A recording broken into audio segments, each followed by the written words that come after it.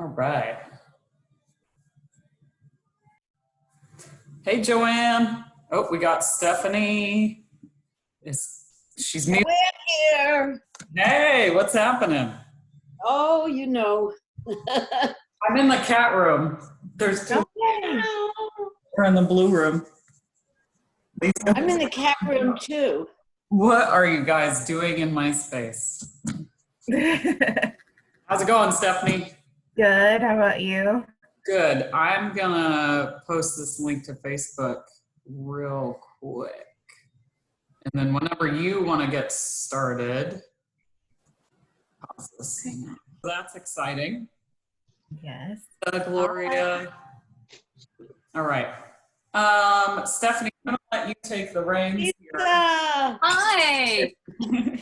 Let me close my blinds. That may help. I see a tail. Yeah. Yeah,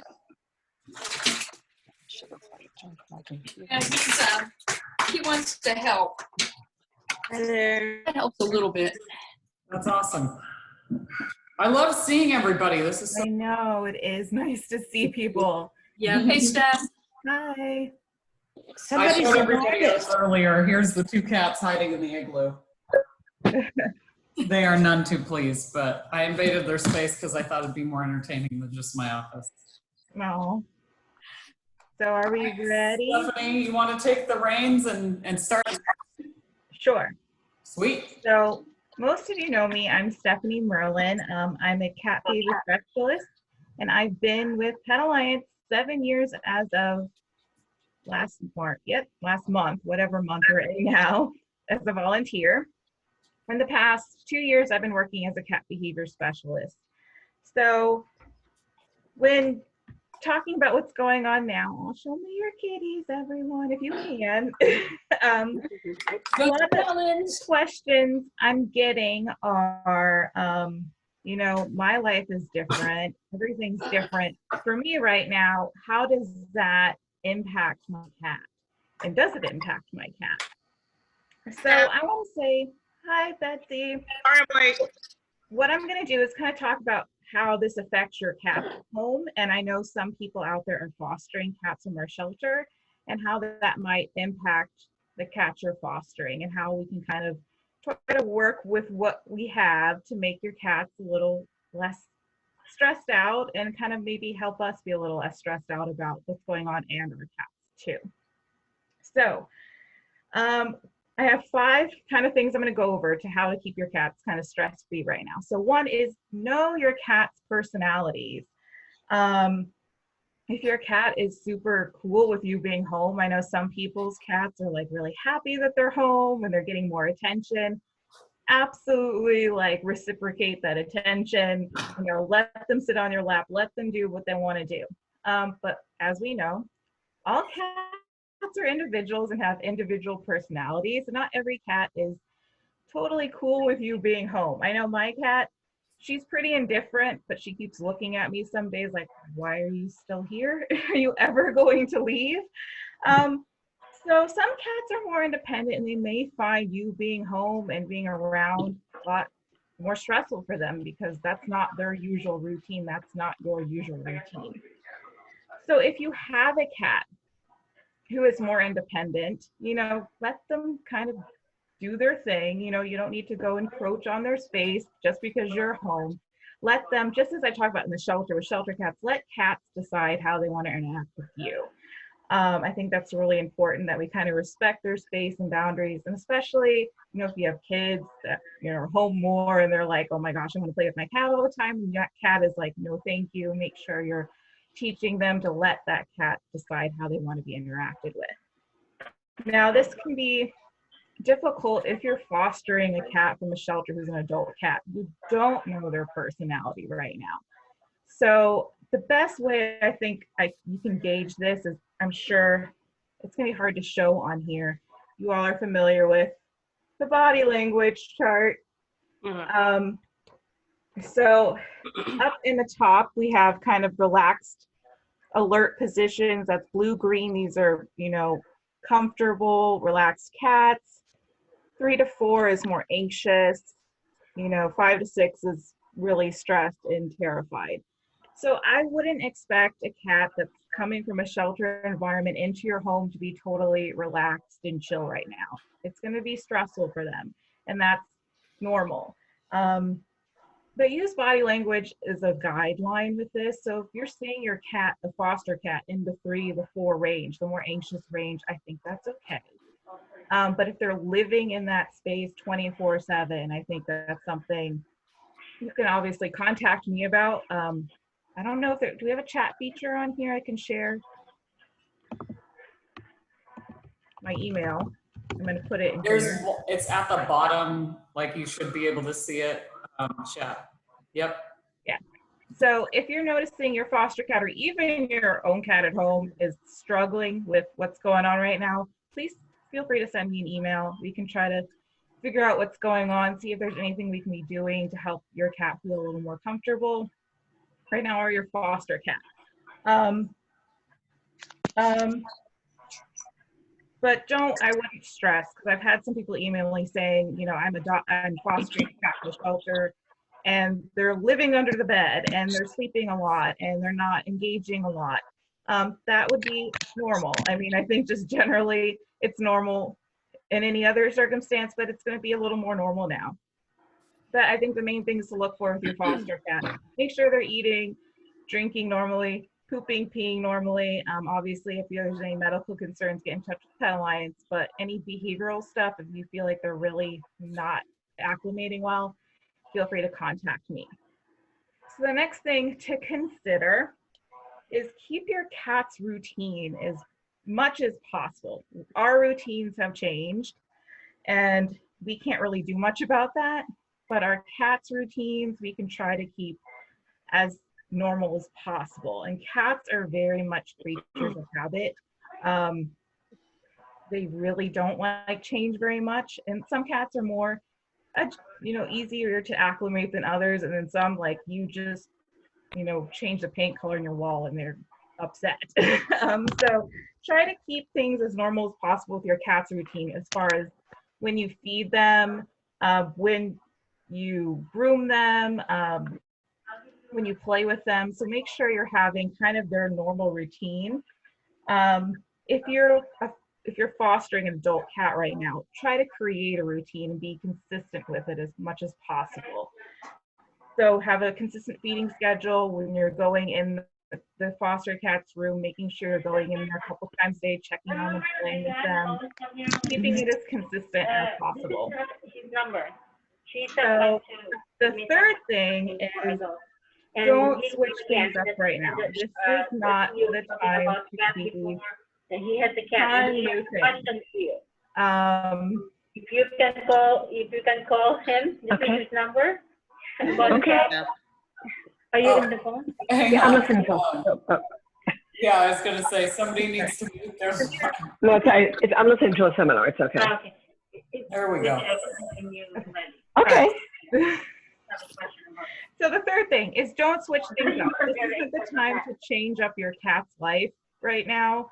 I think just generally we are not acclimating well to change. So this is not the time to decide, like, I want to try this new litter box, the litter robot. I want to try this new litter. I want to try a brand new food. As before, keep your cat's routine as possible and avoid switching things up on them. And if you are looking to change things, I always say I'd rather you add something than take something they're familiar with away. So if you are just curious about trying something new, or a new litter or a new litter box, for example, get a brand new litter box and put the litter in it and put it somewhere else. Don't take away what your cat already has. That's going to upset them. So just, if you want to experiment, add rather than take away. But generally, I really would try not to experiment right now. If you're fostering a cat, this is where I really, really, really want to highly discourage you, unless you're considering adopting the cat, to not introduce your foster cat to your resident cat right now. Please don't do that. that can cause some potential issues. That's a process that takes time. And especially if you're not considering adopting that cat, it's best to keep the stress off of that cat, your cats, and yourself. If you are interested in potentially adopting your foster cat, my email's over there. I can give you a step-by-step guide on how to do an introduction process. But now is not the time to kind of throw your cats and mix them together. That's probably a little too much stress for everyone. So the fourth thing, take stock of your enrichment that you have in your house for your cat, or what you're doing with your cat. And I sometimes currently have beef with the word enrichment because I feel a word that really people don't really understand. And I think it also because the word says enriched kind of almost seems like a supplementary, secondary thing. But it's really part of a cat's being and really any animal's being. And essentially what enrichment is providing opportunities for your cat or any animal to express their natural behavior. I think a good corollary to this right now is I think many of us are lacking enrichment in our lives. The biggest thing I can say is human connection. That is part of our enrichment. It's part of our natural behavior. We need food and water and shelter, but part of our well-being is being connected with others. And we're lacking that now. We're having to get creative like we are today on a Zoom meeting. But for your cat, they have their own natural behaviors they need to express. And this is for any time of the year, not just what's going on now, but I think now is a good time to really kind of focus on this to see what you're doing and what you can be doing better. So natural behaviors for cats would be, to be able to scratch, to be able to hunt. Now we're not sending them outside to hunt mice, but we're going to replicate that with toys. Having places for them to be able to hide and feel safe, having places for them to jump up and feel comfortable up top, having them be able to do those natural behaviors. So those are things that are not secondary. They're part of their being, just like us connecting is part of our being right now. So as I said before, don't take away stuff they already have, add more to what is going on. So some questions you might ask yourself right now are you doing any type of play sessions with your cat? I think so many cats are chronically bored and it's very sad because cats are natural hunters. They are not much different at all from their ancestors. They are hunters. So providing them opportunities to hunt, and the best thing for that is like a little wand toy where they can chase a feather, have them pounce, chase, catch it, and then making sure you're rewarding that, behavior, because it's very rewarding for them saying, good kitty, giving them a treat, even feeding them a small meal after a play session like this is great for your cat. Does your cat have appropriate scratching locations and posts to be able to scratch? Scratching is not only just part of their natural behavior of being able to defend themselves and clean their claws, but it's actually stress relieving because they're able to get out that frustration and tension and stretch. I think having appropriate scratchers is something many people don't have, and I blame the pet stores because I have scratching posts that are this tall and they're really short, but cats can stretch really high. So making sure you have tall scratching posts, they can really get tall and stretch and scratch. And making sure they're in the appropriate locations. Don't put them in a location your cat's never gonna go and scratch at. So making sure they're in, a lot of times cats after they eat like to scratch or they like to get that tension out. So making sure you have scratchers and then they're in the appropriate locations. Does your cat have safe spaces for them to be able to escape to? So do they have their favorite bed or a favorite corner in the closet or something like that? Making sure that they have those options, especially now when we're all home, or if you have a lot of people in your house, making sure you have a safe space for your cat to feel like they can get away when it's all too much for them. Do you have toys and activities that cater to your cat's different senses? So are you playing music for them? Sometimes cats that are stressed appreciate calming music. So you can do that. Relax My Cat on YouTube has a lot of options for music for your cats, as well as like cat videos. Taste. This is where I think you can be a little more experimental because you're giving your cat something, you're not taking it away, but without changing their food. They make different types of treats other than just your standard. You know, I think many of us are familiar with the little tube treats. They have like chicken fillets for your cat. So having them try different things, taste different things is fun for them and different and enriching. Giving them a puzzle toy is fun for cats. They're able to be challenged and rewarded at the same time because cats are natural foragers. They like the challenge of trying to get their food. So they make stationary ones that are like a board that your cat can like scoop out the treats. There's also, this is my cat's favorite, the exerciser. Puts treats in and my cat bops it around and gets the treats out. So that's something engaging for them to do as well. Hey, Stephanie, Beth wants to know, are laser lights good use for cats' hunting instincts? I generally don't like laser lights only because they don't get the satisfaction of actually catching something. So they're really great in the sense that they get your cat moving and really engaged and connected to something, but they never get the opportunity to actually catch, which can be very frustrating. And that can lead them to be aggressive or just more frustrated later. However, I feel like if you want to use a laser, the way to do it is, you know, use the laser every so often, just toss out a toy in front of it so the cat can actually catch it.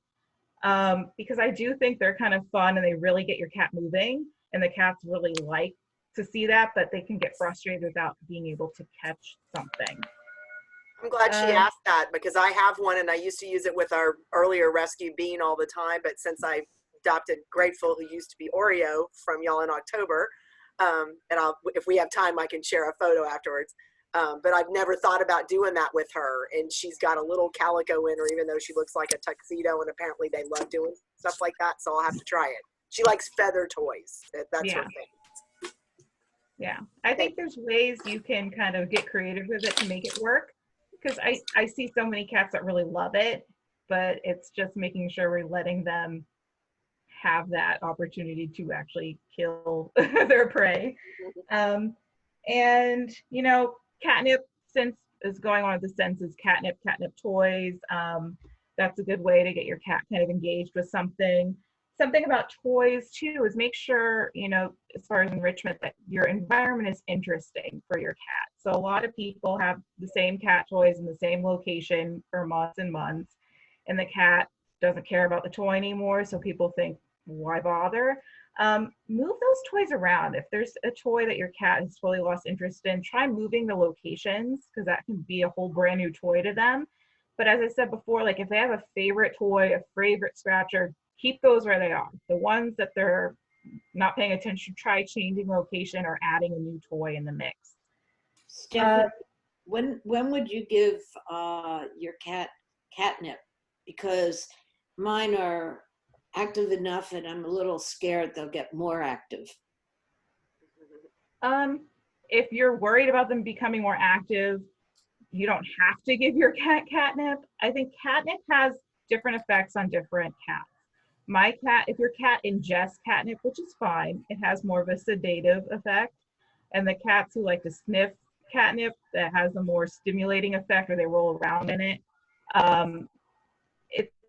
You can experiment with it to see how their cats act with it. But if you don't feel like if your cats have enough energy, I don't think it's a necessary thing. You can always, you know, play with them instead. There's other forms of ways to enrich them that you don't have to worry about them being all amped up too much. Thank you. They're about 7 and 8 months old. Mm-hmm. How do I get this? Am I on speaker? Here, I'll mute you. Stephanie, Betsy asked, with multiple cats, is it appropriate for each cat to have their own area and to try and keep the other cats out of there? I'm on my webinar. Okay, I I'm got on lost. webinar. Where's her screen at? Okay, so with multiple,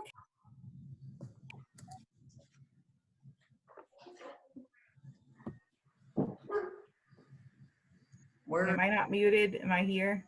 You're here. We can hear you. Okay.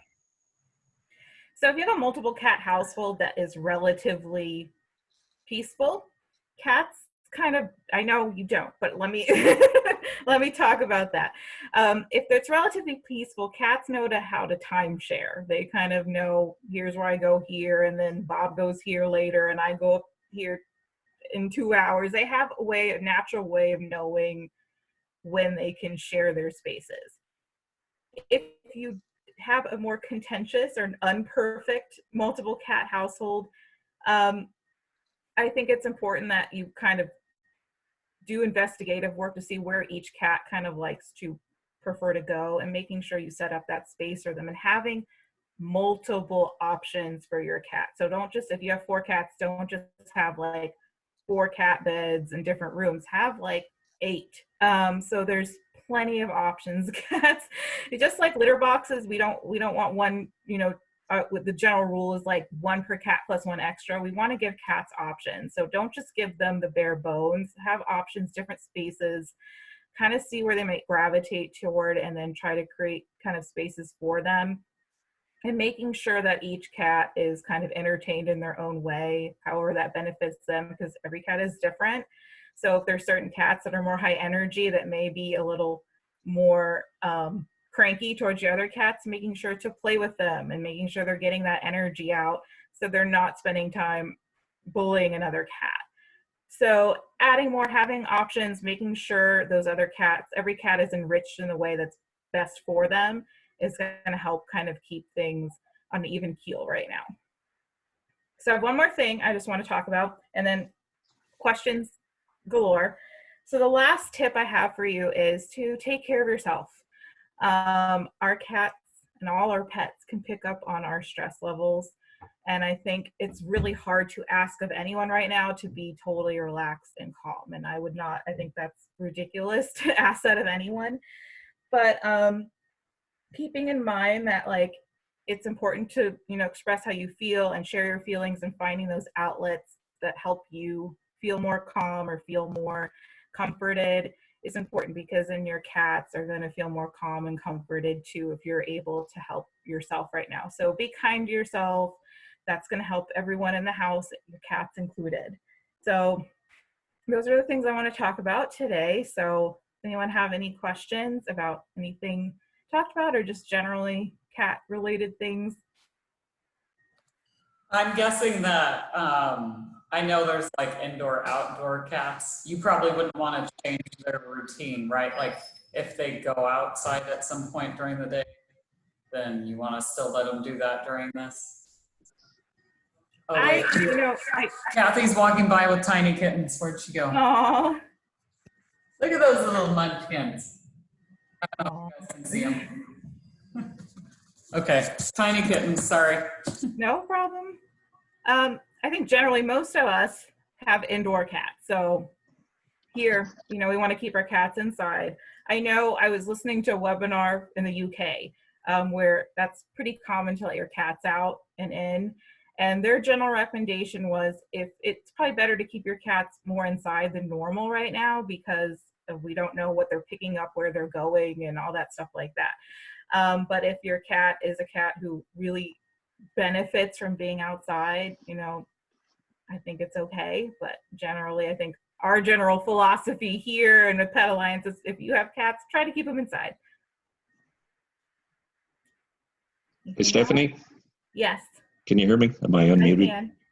Speaking of multiple cat households, we have 5 cats, and one of them, his name is Smokey. He's very overweight. He's about 15 pounds. He has always been very sedentary. Ever since he was a kitten, he was just an observer. He was more content just to sit and watch everybody else play. But lately, for the past year, he has these explosions of energy which are always negative towards another cat. He's turned into just a little bully.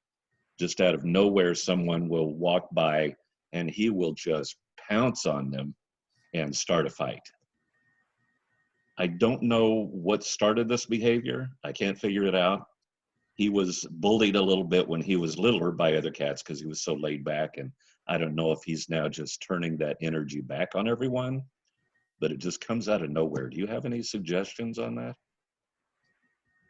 My first thought when I hear about a change in behavior is one, and I'm sure you're followed up with your vet with this, but if not, make sure there's nothing health-wise going on. Maybe because when I hear about like an older cat or a cat who's been a certain way and they're becoming aggressive, I think is there's something hurting, and that's why they're lashing out. It could be age-related change in behavior.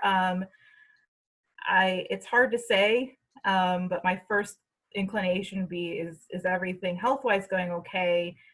Where, is that maybe causing the change in behavior? Yeah, he's been thoroughly checked out. He is really overweight. He's just a little fatty, but I mean, his kidneys are okay. There's no diabetes or anything like that. Nothing in any blood tests or anything. But it's just little bursts of aggression, and then he'll go back to being Mr. Laid Back. But he just picks fights. Might be age related. It could be, and I think one thing you might want to do is like try to see if there's a pattern of behavior when this is happening. Kind of be an observer and see what's going on. Is there something that you're seeing that precipitates this behavior with the other cats or him, his body language, things like that? Kind of take note of what's going on and seeing if you see any patterns or something that may be happening around him in the environment. It may not be another cat. It could be something he's smelling, seeing, hearing outside. Those are things that you can start doing investigative work to see if there's a pattern. And when you determine a pattern, I'll post my email again. You can explore further. You can explore further to see if there's some commonality of why that may be happening. All right. Betsy asked, in general, is it dangerous to let other people pet your animals? Betsy, do you mean like with coronavirus, or just you mean in general without coronavirus? You're muted. We can't hear you. I'll ask this one too. D says, we adopted a new cat in my household, but our original cat is not a fan. We've kept them separated for 3 weeks now, but there was one accident in which they met each other and immediately fought. What are some ways that owners can facilitate peace between two cats in this kind of situation? My cat tends to be the aggressor and instigator. Okay, so answering about letting people touch your cat right now, I don't know the science answer for that about things like that. My best thing would be regarding how that transfers on pet fur and everything is to look at avma.org. That's the American Veterinary Medical Association. They have a whole thing written about pets and COVID and what to do, what not to do with your pets right now. So that would be my best recommendation for that. As far as facilitating peace in a household where you try to introduce a cat and it's not going well, that unfortunately is a very long-winded answer I don't have time for. But what I can say is my email's up there. I said in the beginning, I don't know if you were here, that if you are interested in learning how to introduce cats or kind of work through some contention among your cats, I do have a kind of bare bones guidelines on how to introduce cats properly. I think if you're seeing aggression right now, the best thing to do is separate, let the cats cool off, and then slowly try to introduce them. And I think I always go scent first. Seeing cats don't, we rely on scent when we want to like get to know people or see people. Cats are very scent oriented. That is their number one sense they use. So introducing cats to how they smell by swapping scents with using like a cloth or a sock so they can smell each other before they see each other, and then kind of going through a process of feeding on sides of the door, and having positive, wonderful, happy, great experiences. It's something that I really can't explain in this time frame because it's so detailed, but please send me an email and I can send you that kind of guideline on how to kind of facilitate a good introduction with a cat to have a better outcome. That's awesome. All right, you have about 8 minutes, but Lisa just said, yeah, Dawn dish detergent. I don't know either, Max. But Lisa said, Bootsy Collins, my foster failure, who's 7 months old, is constantly bugging Fleroy. I just love the name. Who then bullies Lizzie Bell. There are screaming fights a few times a day. How do I help them? I've used a bunch of your other tips, steal away toys, litter boxes. You know, Flea has emotional issues. Yes.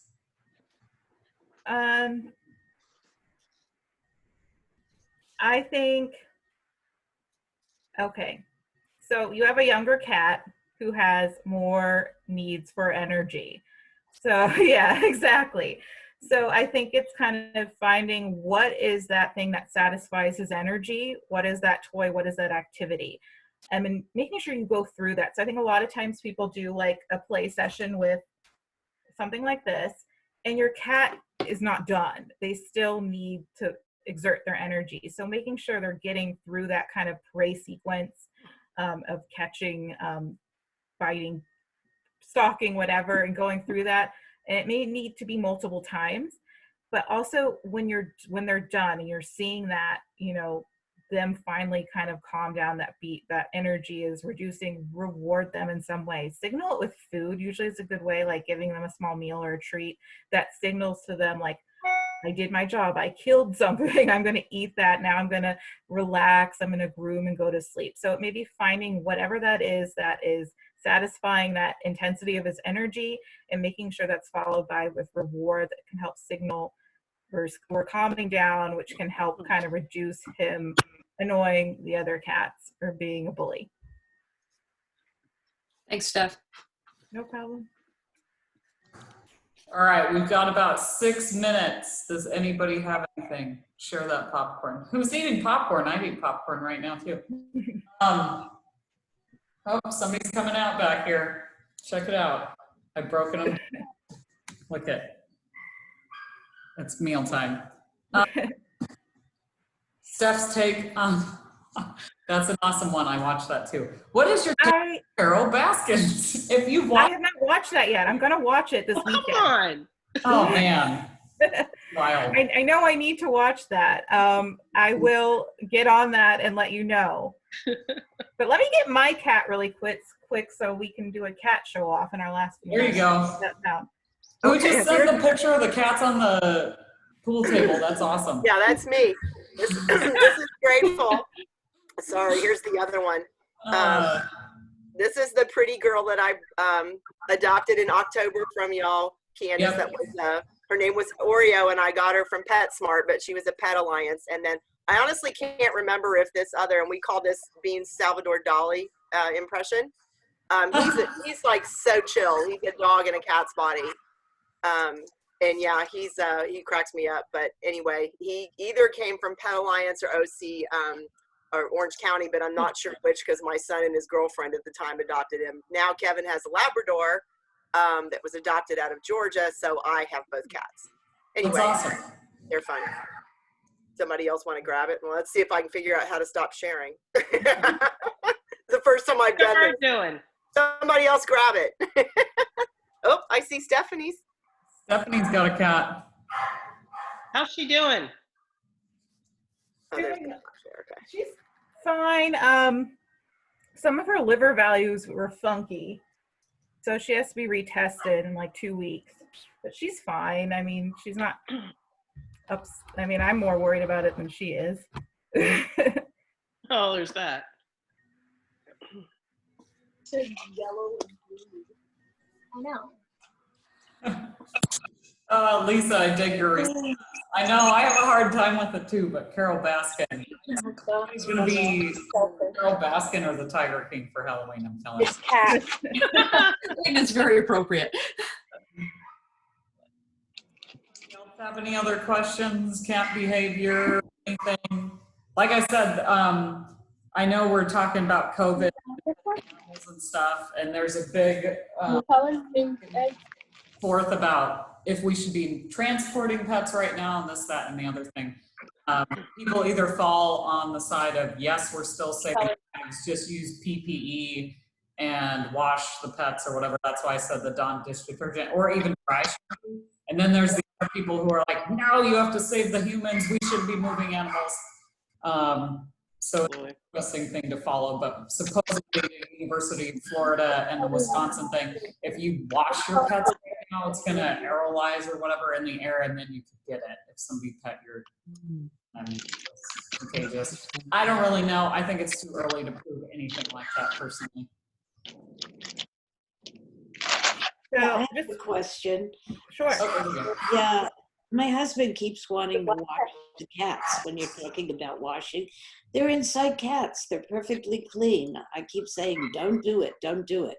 And brush him. I mean, why wash a cat? It's going to stress him out.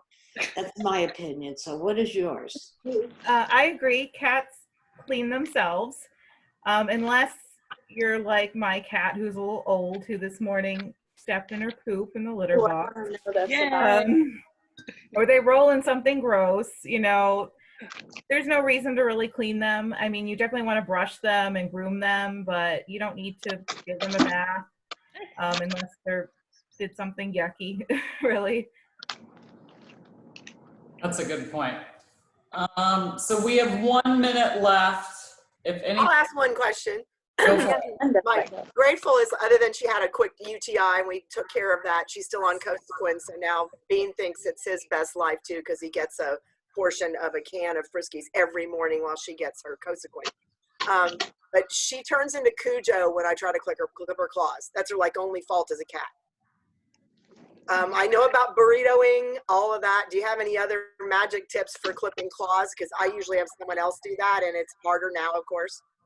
Okay, I answer quickly because we have less than a minute. I think actually restraining a cat makes it more stressful for them. I try to do it the most nonchalant way ever, is like my cat sitting here, just slowly petting her paws. Maybe they'll have a nail clipper, just clip one nail. If I even touch them, she's... Yeah, but I mean, you're not trying to make it too stressful. I mean, just being really casual about it is better. It may mean it takes you longer to do that, but I think the more restrained, the